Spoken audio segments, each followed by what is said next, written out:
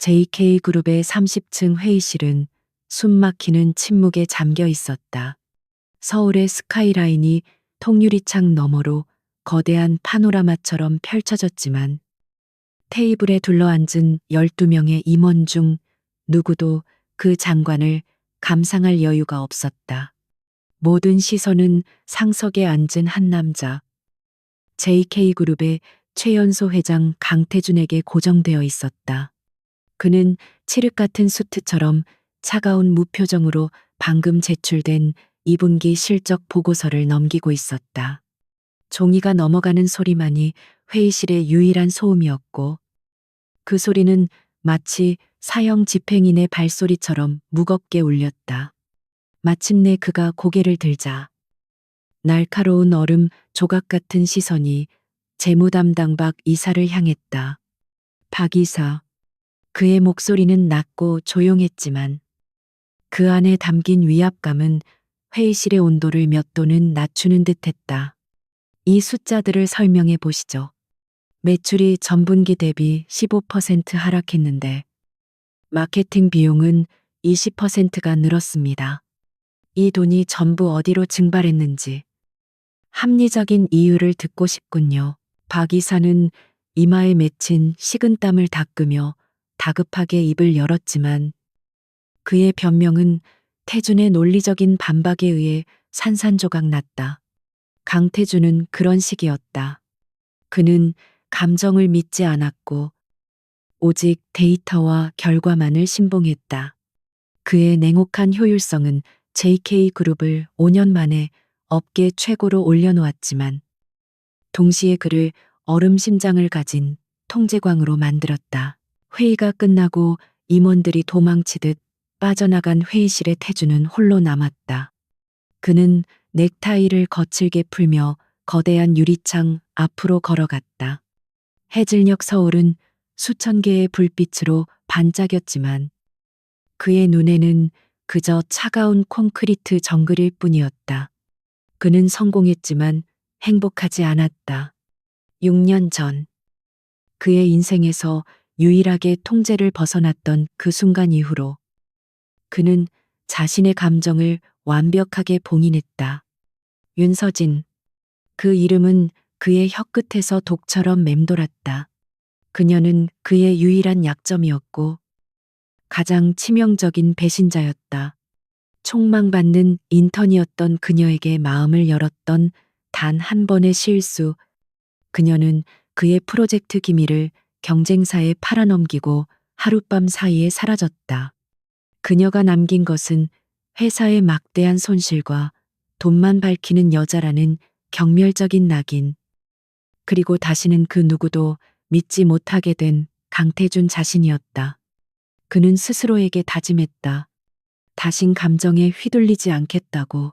다신 그 어떤 여자에게도, 특히 돈을 보고 접근하는 여자에게는 털끝만큼의 틈도 보이지 않겠다고. 그 다짐이 지금의 강태준을 만들었다. 그때 집무실 문이 조용히 열리고 김 비서가 들어왔다. 회장님, 제주리조트 부지 시찰건으로 내일 오전 첫 비행기를 준비했습니다. 태준은 잠시 미간을 찌푸렸다. 제주는 그가 가장 피하고 싶은 곳 중 하나였다. 그곳은 윤서진과의 짧지만 강렬했던 추억이 남아있는 장소였기 때문이다. 하지만 JK그룹의 차세대 성장 동력이 될 VVIP 리조트 프로젝트는 그가 직접 챙겨야 할 가장 중요한 사안이었다. 그는 자신의 개인적인 감상 따위로 업무를 그르칠 사람이 아니었다. 알겠네. 현지 일정 전부 일시간 단위로 재조정하고 불필요한 의전은 모두 빼도록 현장 실사부터 집중적으로 진행하지. 그는 다시 얼음 가면을 고쳤었다. 제주는 그저 또 하나의 사업 부지일 뿐. 그 이상도 그 이하도 아니어야 했다. 그는 이미 6년 전의 강태준이 아니었다. 상처받고 배신당했던 순진한 남자는 죽었다. 지금 그는 오직 승리만을 추구하는 JK그룹의 총수일 뿐이었다. 다음 날, 제주의 습하고 따뜻한 공기가 서울의 건조한 공기와는 전혀 다른 감각으로 그의 폐를 채웠다. 그는 렌터카 뒷좌석에 앉아 해안도로를 따라 리조트 부지로 향하는 내내 태블릿에서 눈을 떼지 않았다. 에메랄드빛 바다와 검은 현무암이 만들어내는 이국적인 풍경도 그의 눈에는 그저 개발 가능한 토지의 전경으로만 보였다. 그는 오로지 효율성과 수익성만을 계산하고 있었다. 하지만 애월읍의 한적한 해안마을을 지날 때쯤 예상치 못한 교통정체로 차가 갑자기 멈춰섰다. 태주는 짜증스럽게 고개를 들었다. 무슨 일이지? 운전기사가 앞을 살피며 대답했다. 어르신 한 분이 유모차를 끌고 천천히 건너고 계십니다. 아마 근처 상가에 가시는 듯합니다. 태준의 시선이 불쾌하게 창밖으로 향했다. 그리고 그 순간 그의 심장이 발밑으로 떨어지는 듯한 충격을 받았다. 그의 시선이 닿은 곳은 도로변에 작고 아늑해 보이는 빵집이었다. 서진의 오븐이라는 소박한 나무 간판이 걸린 곳, 그리고 그 가게 유리창 너머로 밀가루가 묻은 앞치마를 두른 채 환하게 웃고 있는 한 여자가 보였다. 그녀는 작은 아이의 머리를 쓰다듬으며 갓 구운 빵을 봉투에 담아주고 있었다. 6년. 그가 지옥 같은 시간을 보내는 동안 단 한순간도 잊지 못했던 얼굴. 하지만 그가 기억하는 날카롭고 야심 넘치던 인턴의 모습이 아니었다. 그녀는 평화로워 보였다. 행복해 보였다.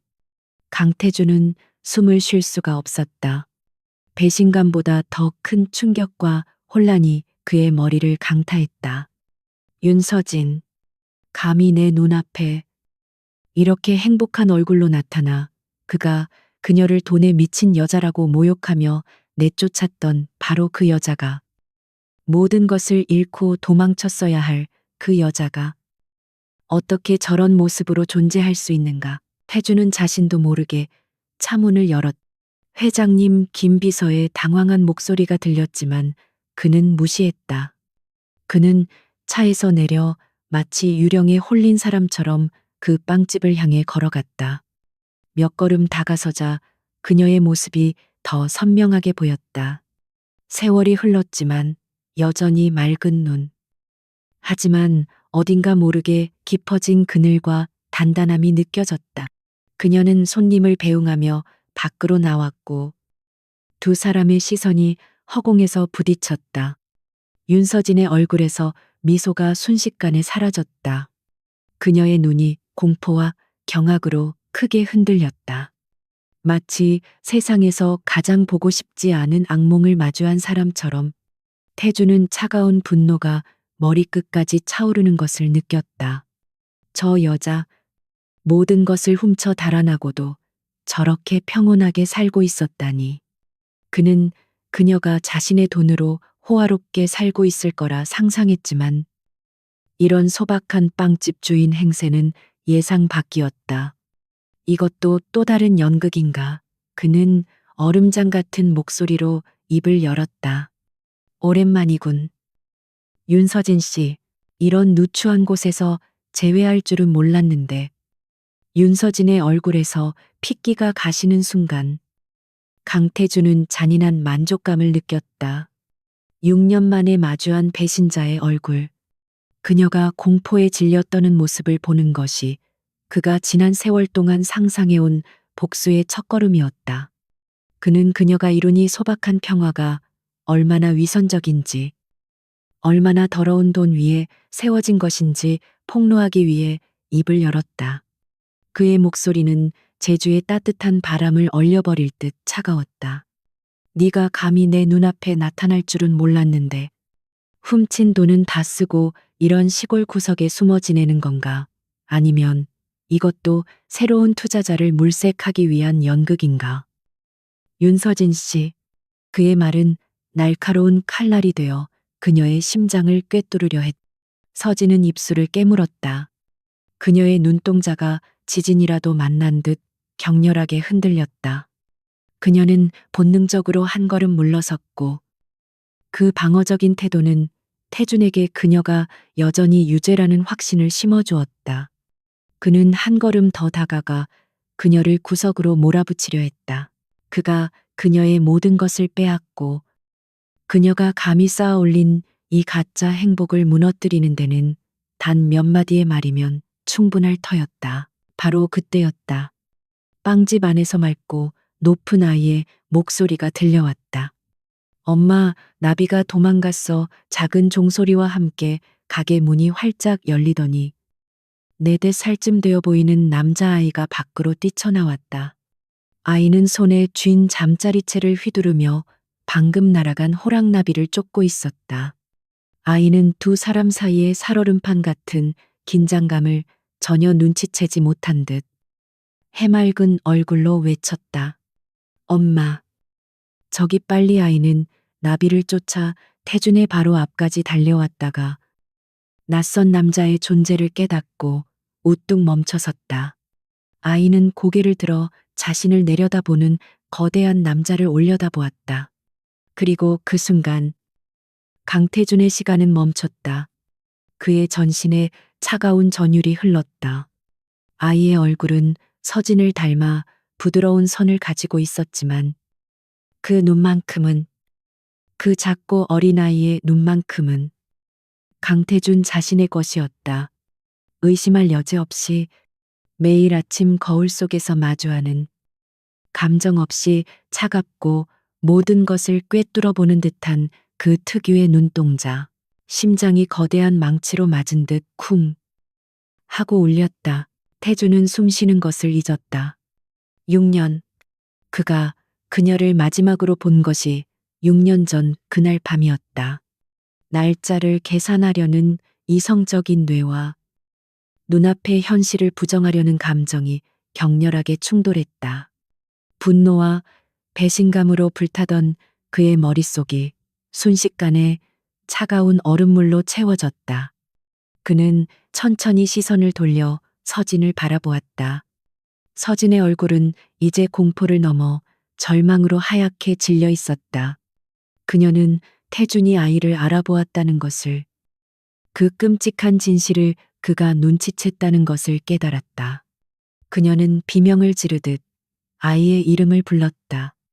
민준아. 그녀는 번개처럼 달려와 아이를 자신의 등 뒤로 숨겼다. 그녀의 몸은 가늘게 떨리고 있었지만 아들을 보호하려는 그녀의 눈빛은 마치 새끼를 지키는 어미 사자처럼 흉흉하게 빛났다. 그 필사적인 보호 본능이 태준의 의심에 마지막 쐐기를 박았다. 그의 목소리가 스스로도 놀랄 만큼 심하게 잠겨 나왔다. 저 아이는 누구지? 그것은 질문이 아니었다. 이미 답을 아는 자의 공허한 확인이었다. 서진은 아이를 더욱 세게 끌어안으며 태준을 노려보았다. 그녀의 목소리는 증오와 두려움으로 떨렸지만 한 글자, 한 글자에 힘을 주어 말했다. 당신이 알 바 아닙니다. 그녀는 태준의 시선이 마치 더러운 오물이라도 되는 듯 자신의 아이에게 닿는 것조차 허용하지 않겠다는 듯이 그를 가로막았다. 여긴 당신 같은 사람이 올 곳이 못 돼요. 당장 떠나세요. 태준은 그녀의 말을 듣지 못했다. 그의 시선은 서진의 어깨 너머로 빼꼼히 고개를 내민 아이에게 고정되어 있었다. 민준. 아이의 이름이 민준이었다. 아이는 겁에 질린 엄마와 화가 난 듯한 낯선 남자 사이의 팽팽한 공기를 느끼며 태준을 향해 그와 똑 닮은 눈을 깜빡였다. 태준은 심장이 조각나는 듯한 고통을 느꼈다. 6년 동안 그는 그녀를 돈에 미친 배신자라고 경멸했다. 그녀가 자신의 아이를 가졌을 가능성은 단 한 번도, 단 1초도 생각해 본 적이 없었다. 그는 그녀가 그런 순수한 존재를 가질 자격이 없다고 여겼다. 그러나 지금 그의 피를 물려받은 아이가 그의 눈앞에 서 있었다. 내 아이인가? 태준이 기계적으로 물었다. 그 말은 그의 의지와 상관없이 입 밖으로 튀어나왔다.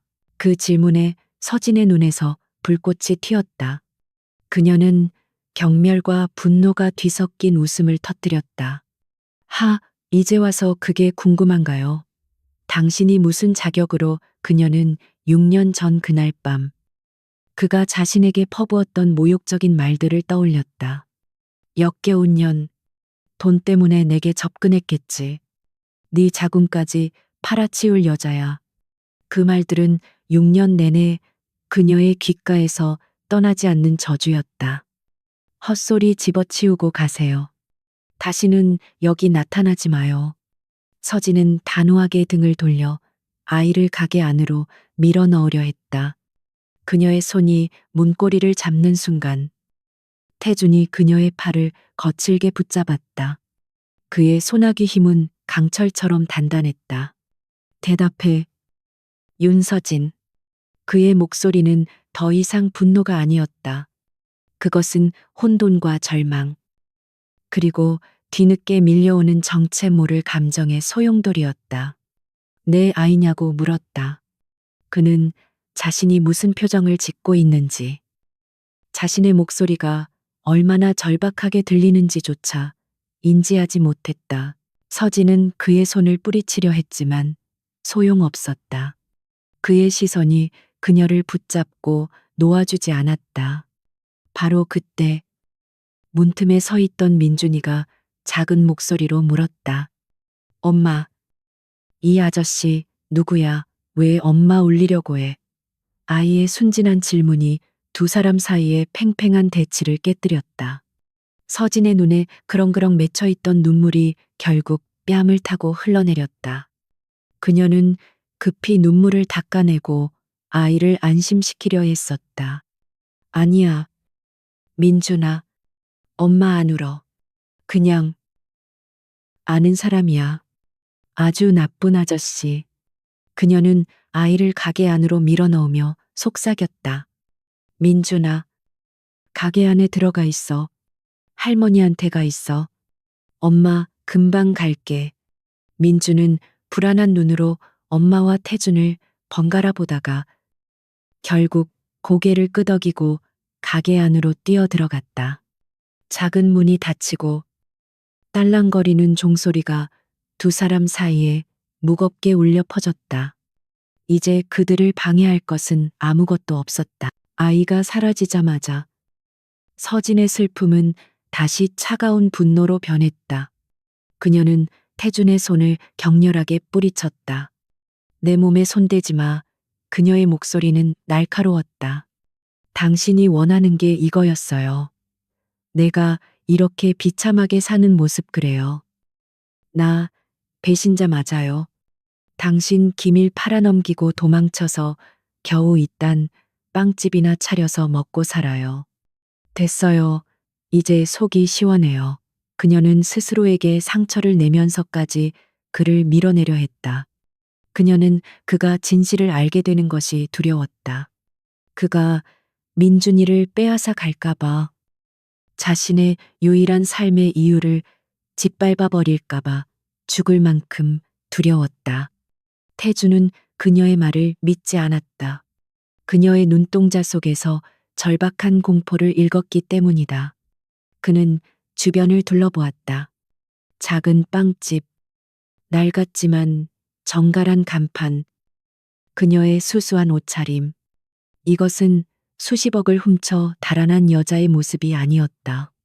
지난 6년간 그가 철석같이 믿어왔던 윤서진이라는 여자의 이미지가 산산조각 나기 시작했다. 진실을 말해. 태준이 낮게 으르렁거렸다.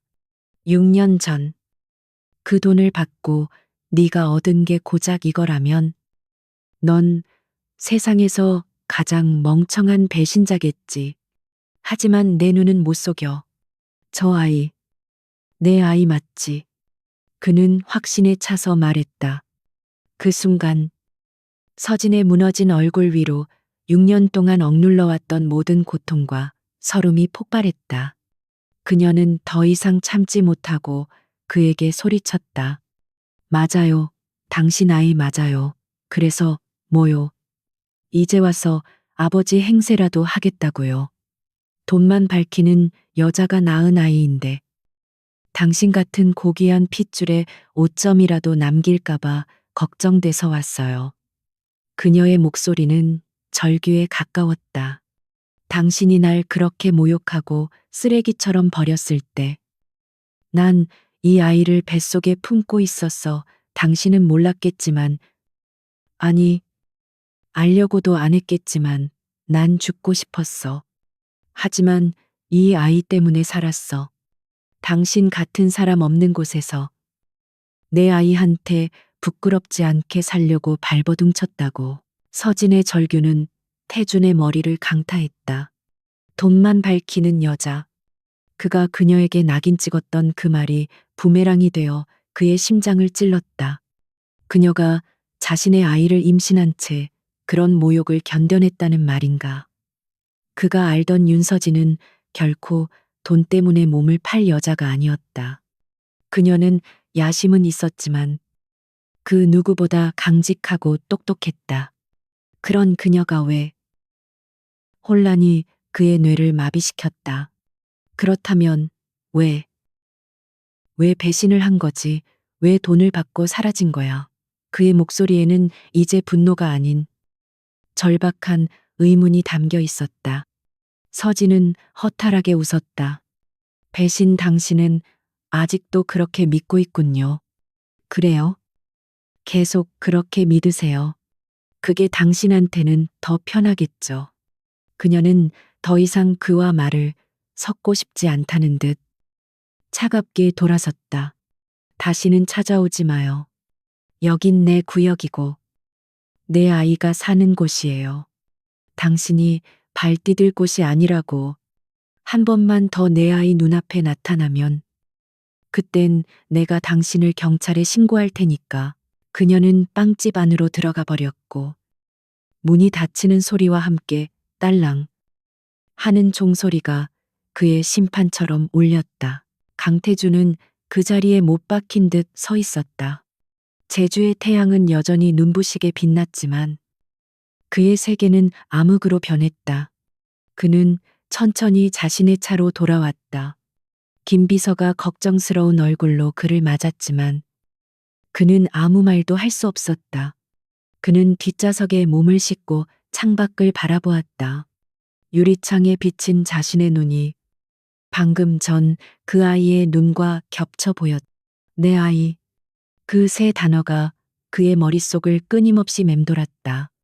분노, 배신감, 혼란, 그리고 아주 미약하지만 날카로운 죄책감. 그 모든 감정이 뒤섞여 그를 질식시켰다. 그는 6년 동안 완벽하게 통제해왔던 자신의 감정이 한순간에 무너져 내리는 것을 느꼈다. 그는 주먹을 세게 쥐었다. 손톱이 손바닥을 파고드는 고통이 느껴졌다. 그는 낮은 목소리로 명령했다. 김비서, 당장 서울로 돌아간다. 그리고 그는 잠시 숨을 골랐다가 얼음보다 차가운 목소리로 덧붙였다. 6년 전 윤서진 파일. 그리고 그녀가 퇴사한 직후부터 지금까지의 6년간의 모든 행적, 먼지 한 톨까지 샅샅이 뒤져. 단 하나도 빠뜨리지 마. 제주에서 서울로 돌아오는 1시간 남짓한 비행은 강태준에게 6년의 세월보다 더 길게 느껴졌다. 그는 전용기의 호화로운 가죽 시트에 몸을 묻었지만 편안함은커녕 가시방석에 앉은 듯 고통스러웠다. 눈을 감으면 자신과 똑 닮은 그 작은 아이의 눈동자가 경악과 공포로 하얗게 질린 윤서진의 얼굴이 아른거렸다. 당신 아이, 맞아요. 그래서 뭐요? 그녀의 절규가 귓가를 맴돌았다. 그는 6년 동안 그녀를 배신자, 돈만 밝히는 여자라고 경멸했다. 그 증오심은 그가 JK 그룹을 이끄는 원동력이자 감정으로부터 스스로를 보호하는 갑옷이었다.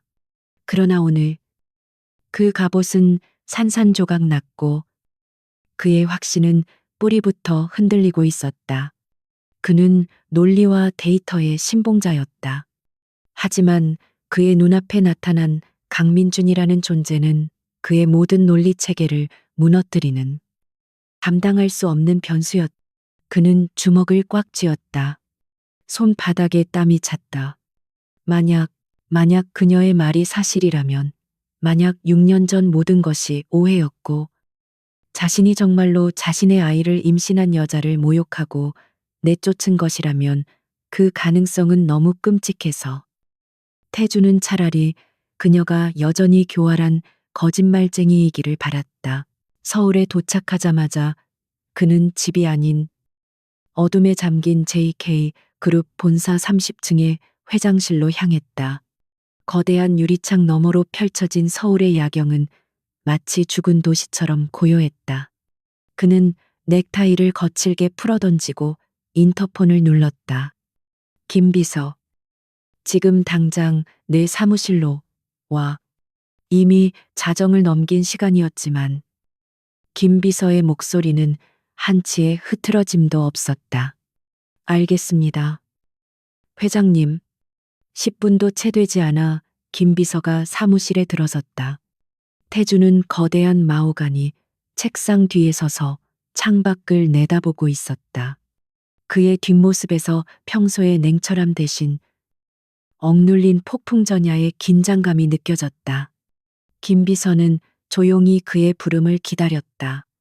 마침내 태준이 돌아섰다. 그의 눈은 충혈되어 있었고 평소의 냉정함은 온데간데 없었다. 6년 전 그의 목소리는 쇳소리가 섞인 듯 거칠었다. 윤서진, JK 바이오 핵심 기술 유출 사건. 그 파일을 다시 열어야겠네. 김 비서의 눈썹이 미세하게 꿈틀거렸다. 그 사건은 강태준 회장이 직접 종결시킨 JK그룹 역사상 가장 불미스러운 스캔들 중 하나였다. 회장님, 그 사건은 이미 완벽하게 종결되었고 윤서진 씨의 혐의도 내 명령이다. 태준이 그의 말을 잘랐다. 그의 목소리에는 반박을 허용하지 않는 절대적인 무게가 실려 있었다. 단순히 서류를 검토하라는 게 아니야. 처음부터 다시 시작해. 그날의 모든 CCTV 기록, 서버 접속 로그, 윤서진의 모든 금융 거래 내역, 통화 기록, 먼지 한 톨까지 샅샅이 뒤져. 당시 수사팀이 놓친 것, 혹은 의도적으로 무시한 것이 있는지 전부 다. 그는 잠시 숨을 골랐다. 그의 시선이 김 비서를 꿰뚫었다. 그리고 가장 중요한 것, 윤서진 씨의 지난 6년, 그녀가 회사를 떠난 직후부터 오늘 제주도에서 빵집을 운영하기까지의 모든 행적, 어디서 살았고, 누굴 만났고, 어떻게 돈을 벌었는지, 그리고 그는 목이 타는 듯 잠시 말을 멈췄다. 병원 기록, 특히 산부인과 기록과 출생 기록, 강민준, 그 아이에 대한 모든 것을 알아내. 김 비서는 태준의 얼굴에서 스쳐 지나가는 고통과 혼란을 놓치지 않았다. 그는 회장의 사생활에 대해 결코 묻지 않았지만 이번 일은 단순한 과거사 재조사가 아님을 직감했다. 이것은 강태준이라는 한 남자의 실존을 뒤흔드는 문제였다. 알겠습니다. 김 비서는 즉시 움직였다. 그는 자신의 사무실로 돌아가 JK그룹의 공식적인 법무팀이나 감사팀이 아닌 오직 회장의 직속 명령만을 수행하는 비공식 그림자 팀을 가동했다. 전직 국가정보원 요원, 화이트 해커, 금융 분석가로 구성된 이들은 JK그룹의 가장 어두운 곳에서 가장 민감한 임무를 처리했다. 김 비서는 임무를 두 갈래로 나눴다. 한 팀은 6년 전의 기업 스파이 사건을, 다른 한 팀은 윤서진의 사생활을 추적했다. 특히 윤서진의 사생활을 조사하는 팀에게는 절대적인 보안과 신속함을 요구했다. 회장이 기다리고 있었다. 태주는 잠을 이루지 못했다. 그는 자신의 사무실에서 밤을 새웠다. 해가 뜨기 시작할 무렵 김 비서가 첫 번째 중간 보고를 가지고 들어왔다. 그의 얼굴은 딱딱하게 굳어 있었다. 회장님, 이상한 점이 발견되었습니다. 김 비서가 태블릿을 태준 앞에 내려놓았다. 6년 전 핵심 기술이 경쟁사로 유출된 시각은 저녁 8시 13분입니다. 당시 기록에 따르면 윤서진 씨의 회사 아이디로 내부 서버에 접속한 것으로 되어 있습니다. 하지만 저희가 서버 로그를 심층 분석한 결과 그는 다음 화면을 넘겼다. 접속 IP는 윤서진 씨의 단말기가 맞지만 실제 데이터 전송 명령은 다른 곳에서 발생한 프록시 경유 접속이었습니다. 즉, 누군가 윤서진 씨의 아이디를 도용해 그녀의 컴퓨터를 경유지로 사용했을 가능성이 매우 높습니다. 태준의 심장이 차갑게 내려앉았다. 그 누군가는 접속 권한을 가진 내부자입니다. 당시 해당 서버에 접근 가능했던 인물은 회장님, 연구소장, 그리고 최 이사님 뿐이었습니다. 최 이사, 그의 삼촌이자 JK그룹의 지분을 놓고 사사건건 그와 대립하던 남자. 태주는 주먹을 쥐었다. 돈은 그가 물었다. 그가 그녀를 배신자로 확신했던 가장 결정적인 증거. 그녀의 통장에 입금된 거액의 돈. 그것 역시 확인했습니다. 김 비서의 목소리가 한 톤 낮아졌다.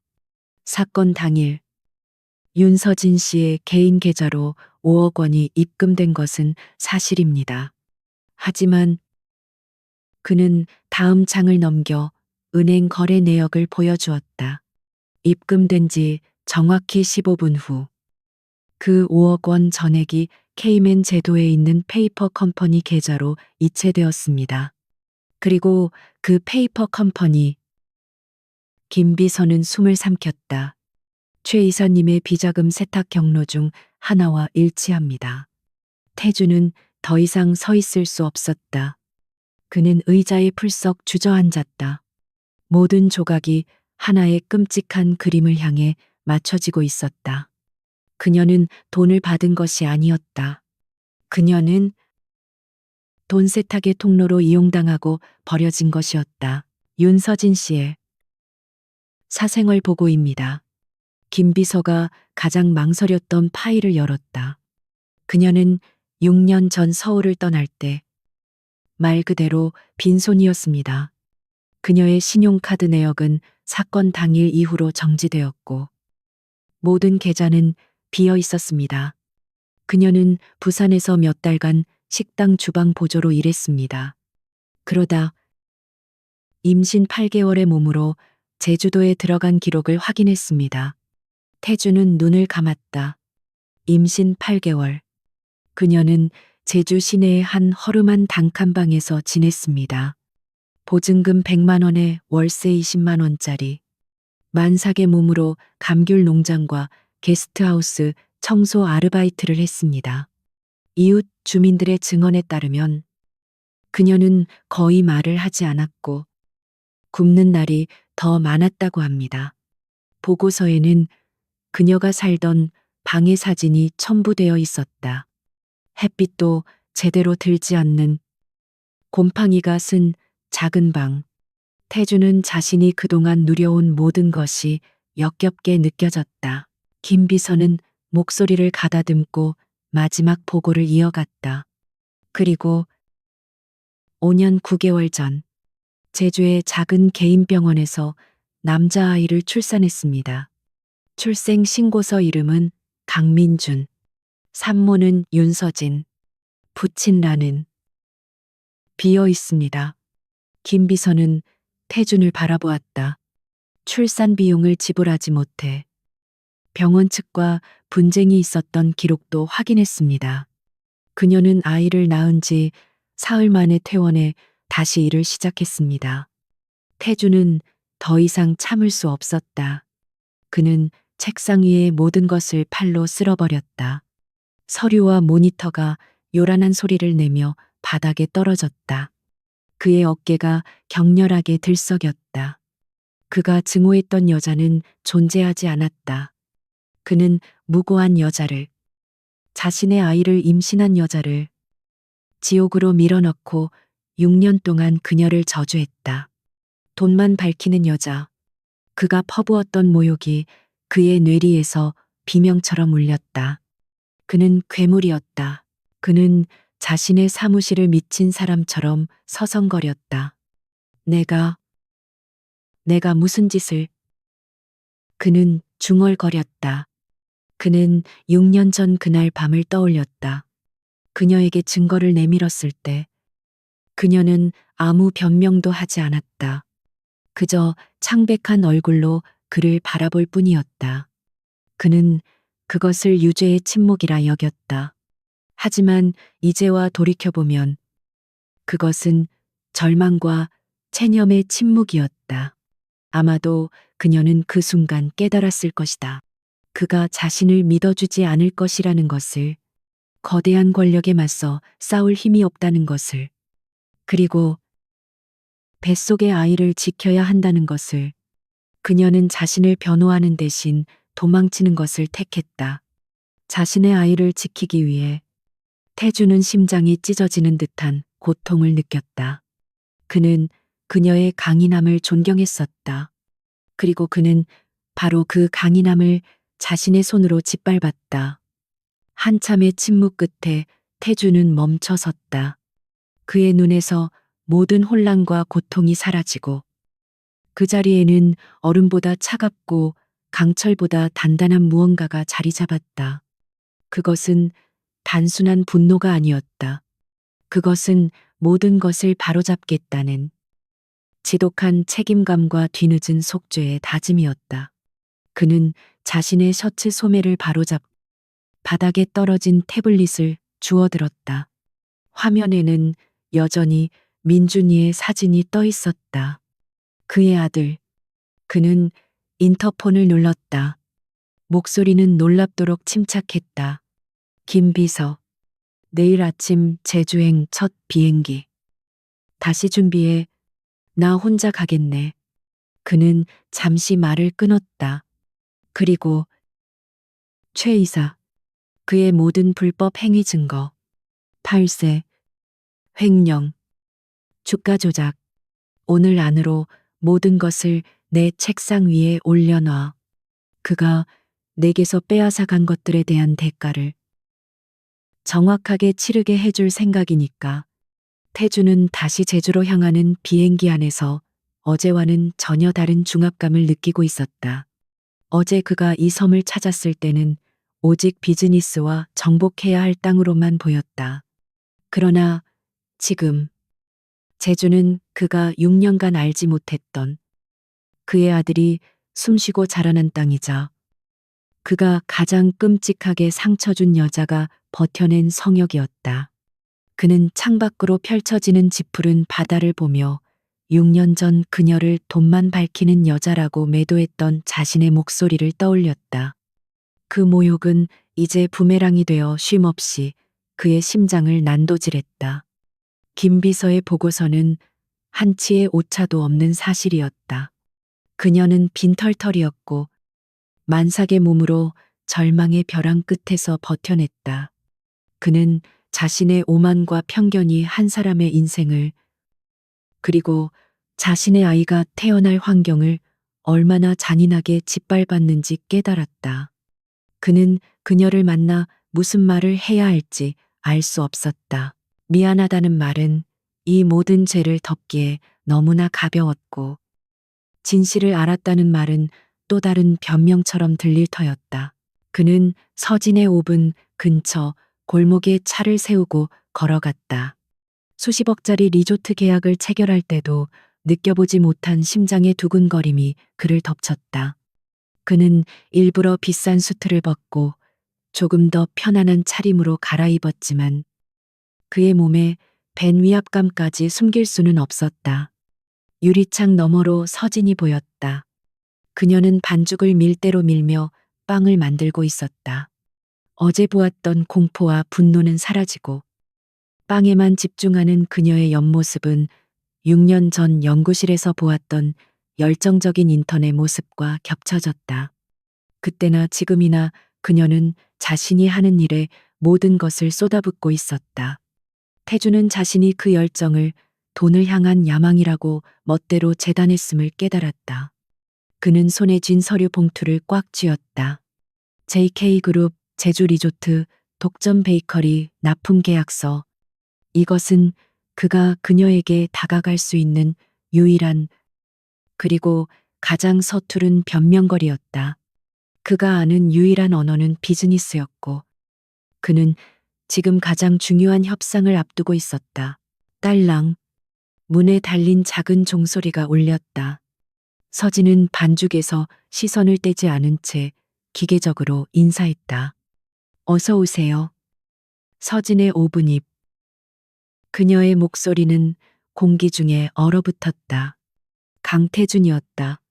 어제의 그 남자가 악몽의 현신이 다시 그녀의 작은 성역에 발을 들여놓았다. 서진의 첫 반응은 민준을 찾는 것이었다. 다행히 아이는 가게 뒤편 작은 방에서 그림을 그리고 있었다. 그녀는 즉시 카운터를 나와 그의 앞을 가로막았다. 그녀의 눈에는 더 이상 공포가 아닌 모든 것을 걸고 싸울 준비가 된 어미의 살기가 서려 있었다. 나가요. 그녀의 목소리는 차갑고 단호했다. 어제 분명히 경고했을 텐데요. 한 번만 더 내 아이 눈앞에 나타나면 경찰에 신고하겠다고. 그녀의 손은 밀가루가 묻은 채 가늘게 떨리고 있었지만 그녀의 시선은 한치의 물러섬도 없었다. 그녀는 이 작은 가게와 자신의 아이를 지키기 위해 무엇이든 할 준비가 되어 있었다. 태주는 그녀의 저기를 온몸으로 받아내며 준비했던 말을 애써 쥐어짰다. 그의 목소리는 평소의 위압적인 톤이 아닌 낯설고 껄끄러운 소리로 흘러나왔다. 이야기를 하러 온 거요. 당신과 할 이야기는 없어요. 서진이 즉각 말을 잘랐다. 태주는 그녀의 냉대에 익숙하지 않았지만 물러설 수 없었. 그는 손에 든 서류 봉투를 그녀 앞에 카운터 위로 내밀었다. 비즈니스 이야기라면 들어볼 가치가 있을 텐데. 서진의 시선이 봉투에 찍힌 JK그룹의 로고로 향했다. 그녀는 경멸, 어린 실소를 터뜨렸다. 비즈니스, 이제 와서 나랑 무슨 비즈니스를 하겠다는 거죠. 또 나한테 무슨 누명을 씌우려고요. 아니면 돈으로 내 입을 막으려고. 그녀의 목소리는 얼음장처럼 차가워졌다. 그녀는 6년 전 그가 던졌던 돈 봉투를 떠올렸다. 아니, 돈 봉투조차 아니었다. 그는 그녀를 경멸하며 자신의 비서에게 처리하라고 지시했었다. 제주 리조트. 태주는 그녀의 모욕을 무시하며 말을 이었다. 그는 이 대화가 자신의 뜻대로 흘러가지 않는다는 것에 당황했지만 감정을 드러낼 수는 없었다. VVIP 고객들에게 제공할 디저트와 베이커리 독점 납품 계약이요. 당신 빵을 먹어봤소. 그는 어제 돌아가는 길에 김 비서를 시켜 이곳의 빵을 종류별로 사갔었다. 품질이 기준에 부합하더군. 이것은 그가 할 수 있는 최선의 칭찬이자 그녀에게 다가가기 위한 유일한 명분이었다. 그는 이 계약이 그녀의 작은 가게가 상상할 수도 없는 막대한 이익을 가져다 줄 것임을 알았다. 그는 그녀가 돈만 밝히는 여자라면 이 제안을 거절할 리 없다고 무의식 중에 시험하고 있었다. 아니, 어쩌면 그녀가 이 돈을 받고 조금이라도 편해지기를 바라는 뒤틀린 속죄의 감정이었을지도 모른다. 서진은 계약서를 거들떠보지도 않았다. 대신 그녀는 태준을 뚫어지게 바라보았다. 그녀의 눈에는 슬픔이나 분노가 아닌 깊은 피로감과 경멸이 서려 있었다.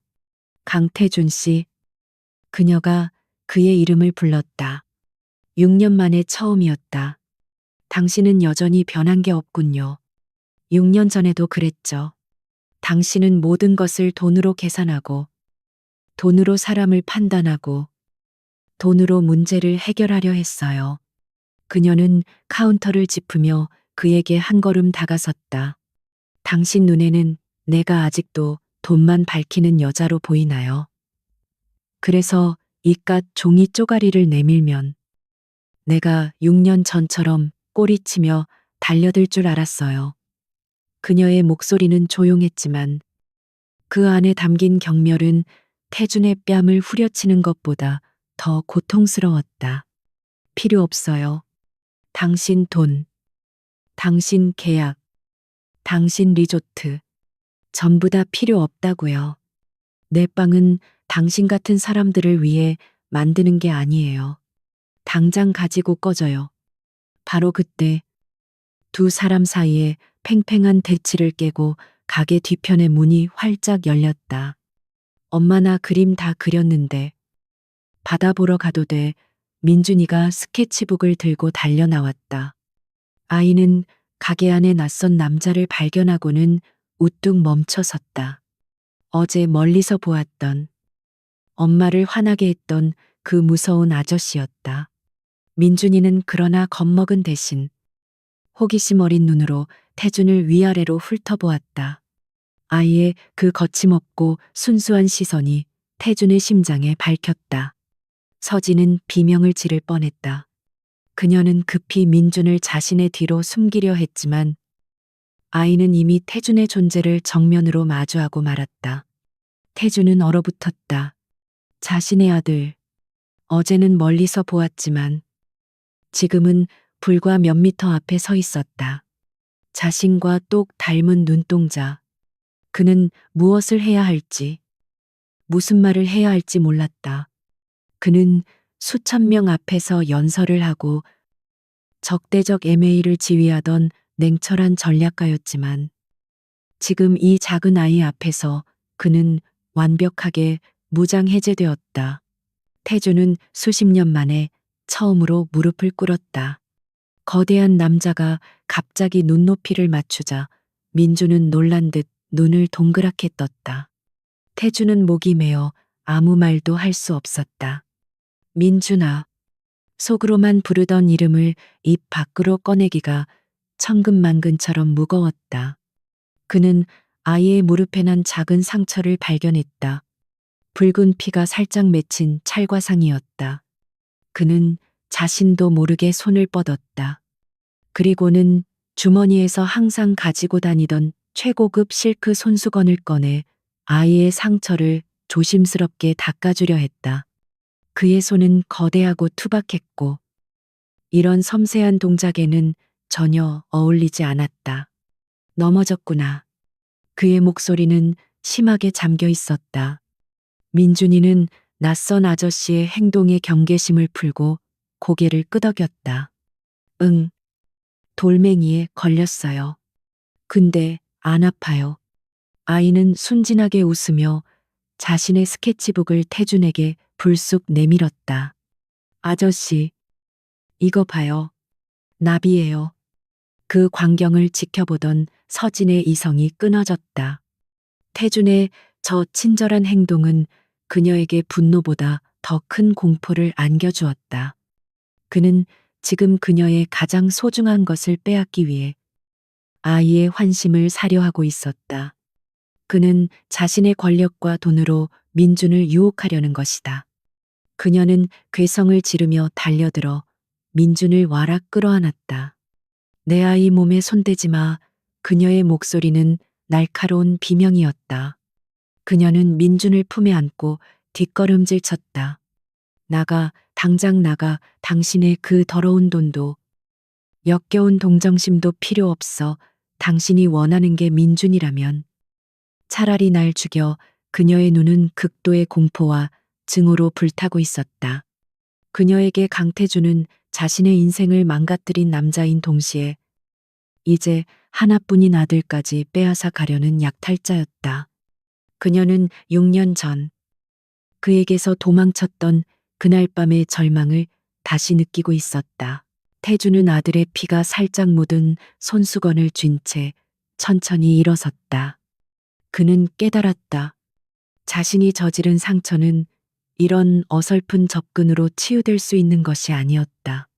그의 존재 자체가 그녀에게는 폭력이었다.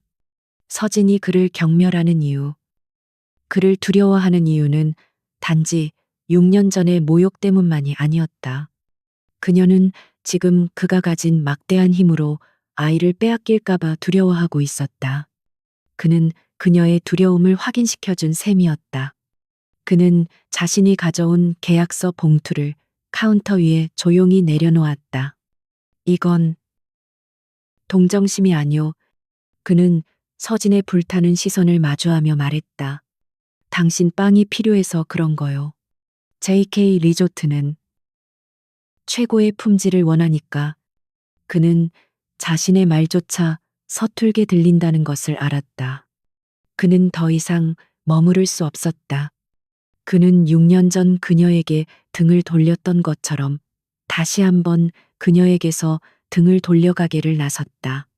다만 이번에는 분노가 아닌 참담한 패배감과 죄책감을 안고서였다. 그가 사라진 후에도 서진은 한참 동안 아이를 껴안은 채 떨었다. 민주는 겁에 질린 엄마를 작은 손으로 토닥였다. 엄마, 괜찮아. 저 아저씨 또 왔어. 서진은 눈물이 터져 나오는 것을 간신히 참았다. 그녀는 가게 문을 잠그고 오늘 휴무라는 팻말을 걸었다. 그녀는 더 이상 이곳이 안전하다고 느껴지지 않았다. 강태주는 포기할 남자가 아니었다. 그가 원하는 것을 손에 넣기 위해서라면 무슨 짓이든 할 남자였다. 그리고 이제 그가 원하는 것은 민준이었다. 한편 차로 돌아온 태주는 운전대를 세게 내리쳤다. 그의 얼음 같던 통제력에 거대한 균열이 가고 있었다. 그는 자신의 아들이 묻힌 손수건을 내려다보았다. 작은 핏자국. 그것은 그가 6년간 외면했던 지울 수 없는 진실의 증거였다. 그는 김 비서에게 전화를 걸었다. 서울에서 보낸 자료는 최 이 사건. 그의 목소리는 분노와 죄책감으로 인해 짐승의 으르렁거림처럼 낮게 깔려 있었다. 복수가 필요했다. 이 모든 비극을 초래한 자에 대한. 그리고 그 비극을 방관하고 심지어 가속화시킨 자기 자신에 대한 처절한 단죄가. 강태준의 서울 집무실은 그 어느 때보다 차갑고 고요했다. 그는 거대한 통유리창 앞에 서서 발밑에 펼쳐진 도시의 불빛을 내려다보았지만 그 눈에는 아무것도 담겨 있지 않았다. 그의 머릿속은 온통 제주도의 그 작은 빵집. 공포와 경멸로 자신을 바라보던 윤서진의 눈빛. 그리고 무서운 아저씨라며 엄마 뒤에 숨던 자신의 아들. 민준의 모습으로 가득 차 있었다. 그는 자신의 권력과 돈이면 무엇이든 해결할 수 있다고 믿었다. JK 리조트라는 거대한 제안은 그녀가 거부할 수 없는 당근이자 그가 내밀 수 있는 유일한 속죄의 표시라고 생각했다. 그러나 그녀는 그것을 경멸하며 내던졌다. 당신 돈, 당신 계약, 전부 다 필요 없어요. 그녀의 목소리는 6년 전 그가 퍼부었던 모욕만큼이나 날카롭게 그의 심장을 파고들었다. 그는 자신이 이 거대한 빌딩의 왕일지는 몰라도 그 작은 빵집 안에서는 한낱 추악한 침입자에 불과했음을 깨달았다. 그는 제주에서 도망치듯 돌아왔다. 그리고 지금 그는 마지막 퍼즐 조각을 기다리고 있었다. 문이 열리는 소리와 함께 김 비서가 들어섰다. 그의 얼굴은 평소의 무표정함을 유지하려 했었지만 그 밑에 깔린 심각한 기운을 숨기지 못했다. 그는 보안 태블릿 하나를 들고 있었다. 그 안에는 강태준이라는 남자의 세계를 송두리째 무너뜨릴 수 있는 6년 묵은 진실이 담겨 있었다. 태준은 돌아보지 않은 채 물었다. 찾았나? 그의 목소리는 유리창에 부딪혀 차갑게 울렸다. 김비서는 태준의 책상 위에 태블릿을 내려놓았다. 네, 회장님. 그는 심호흡을 했다. 결론부터 말씀드리자면 윤서진 씨는 무고했습니다. 모든 것은 최 이사님의 계획이었습니다. 태준의 어깨가 미세하게 굳었다. 예상했던 답이었지만 막상 확인된 진실의 무게는 그의 숨통을 조여왔다. 그는 천천히 돌아서서 태블릿을 바라보았다. 화면에는 복잡한 데이터 흐름도와 삭제된 파일의 복구 목록이 떠 있었다. 김 비서는 담담하게 보고를 시작했다. 최 이사님은 6년 전 회장님께서 윤서진 씨와 개인적인 관계를 맺고 있다는 사실을 눈치챘습니다. 김 비서는 개인적인 관계라는 단어에 힘을 주었다. 당시 최 이사님은 선대 회장님 태준의 아버지께서 말년에 감상적인 판단으로 몇 가지 실수를 저지른 것을 기억하고 있었습니다. 그는 회장님께서 JK그룹을 이끌기 위해서는 그 어떤 약점도 있어서는 안 된다고 판단했습니다. 태준은 주먹을 쥐었다. 약점. 그가 윤서진을 약점으로 여겼다고 김 비서는 계속했다. 최 이사님은 윤서진 씨를 단순한 위협으로 보지 않았습니다. 그는 그녀를 회장님을 완벽하게 냉혹한 지도자로 만들기 위한 도구로 사용했습니다. 그는 윤서진 씨가 회장님의 돈을 노리고 접근한 것처럼 꾸며 회장님께서 직접 그녀를 배신자로 낙인 찍고 내치게 만들 계획을 세웠습니다. 그렇게 함으로써 회장님께서 다시는 감정에 휘둘리지 않고 오직 이성과 효율성만으로 움직이는 리더가 되리라 믿었던 겁니다. 태준의 입에서 거친 숨이 터져나왔. 그는 자신의 삼촌이 자신을 그렇게나 교묘하게 조종했다는 사실에 치를 떨었다. 증거는 그가 으르렁거렸다. 김 비서는 태블릿 화면을 넘겼다. 결정적인 증거입니다.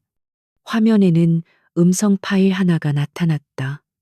저희 그림자 팀이 최 이사님의 과거 차량 블랙박스에서 삭제되었던 음성 파일을 복구했습니다. 6년 전 기술 유출 사건이 터지기 일주일 전의 녹음입니다. 김 비서가 파일을 재생했다. 지지직거리는 잡음과 함께 너무나도 익숙한 최 이사의 목소리가 흘러나왔다. 나도 그래. 그 계집애 윤서진 말이야. 태준이가 요즘 거기에 푹 빠져 있어. 저러다 애비처럼 감정에 휘둘려서 그룹 말아먹는 건 시간 문제야. 아니, 그냥 내쫓는 걸로는 안 돼. 확실하게 싹을 잘라야지. 태준이가 제 손으로 그년을 돈만 밝히는 더러운 년으로 경멸하게 만들어야 해. 그래야 녀석이 다시는 여자를 안 믿고 일에만 미치지. 방법은 간단해. 내부 정보 유출. 그리고 돈. 태준이는 돈 문제에 있어서는 피도 눈물도 없으니까. 그 계집의 계좌로 거액을 입금시킨 뒤에 그걸 미끼로. 한데 음성 파일이 끝나기도 전에 태준은 태블릿을 들어 벽에 집어던졌다. 쾅하는 파열음과 함께 수천만 원짜리 기기가 산산조각 났다. 돈만 밝히는 더러운 년. 최 이사가 사용한 그 단어. 그것은 정확히 6년 전 강태준 자신이 윤서진의 얼굴에 퍼부었던 바로 그 말이었다. 그는 자신의 분노가, 자신의 경멸이, 자신의 냉혹함이 모두 최 이사의 손바닥 위에서 완벽하게 조종된 결과물이었다는 것을 깨달았다. 그는 자신의 힘으로 JK그룹을 이끌어왔다고 자부했지만 정작 그는 자신의 감정조차 통제하지 못한 꼭두각시에 불과했다. 그는 자신의 가장 가까운 혈육에게 배신당했고 동시에 자신이 가장 경멸했던 방식으로 이용당했다. 온몸에 피가 역류하는 듯한 모욕감과 분노가 그의 머리끝까지 치밀어 올랐다. 그는 괴물처럼 포효했다. 최 이사. 그러나 그 분노는 순식간에 더 깊고 어두운 절망감으로 바뀌었다. 그는 휘청거리며 책상 모서리를 붙잡았다. 6년 전 그날의 기억이 지독할 만큼 선명하게 되살아났다.